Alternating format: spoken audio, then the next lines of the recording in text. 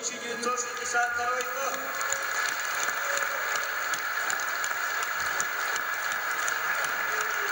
Альберт Захаров, 1964 год.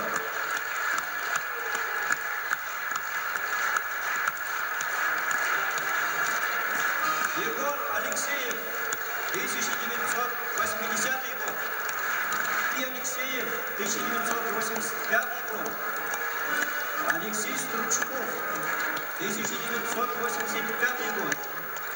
Григорий Христофоров, 1988 год.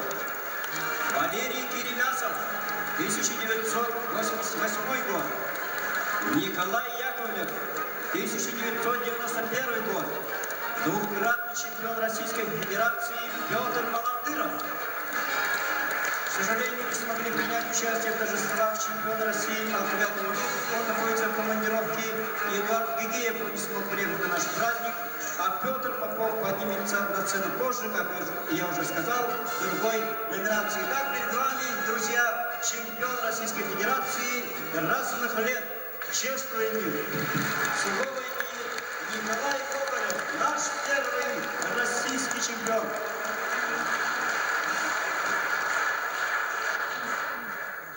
Уважаемый президент, уважаемые депутаты из Тюмена,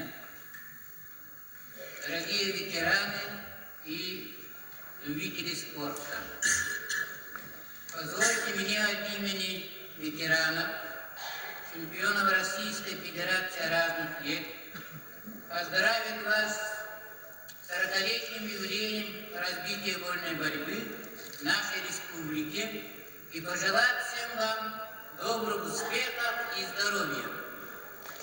Мы считаем, что Министерство по делам молодежи, туризма и спорта получает очень серьезную поддержку от президента, от правительства, и наше министерство не имеет права плохо дальше работать. Поэтому мне от имени ветеранов спорта есть пожелание министерству, его руководителю, министру, чтобы как-то в следующем этапе развития спорта несколько пересмотреть свой стиль работы, создать какую-то социальную защиту для спортсменов-ветеранов, ну и предусмотреть развитие новых видов спорта, таких как сонор и так далее, к которым наша якутская молодежь имеет особые способности.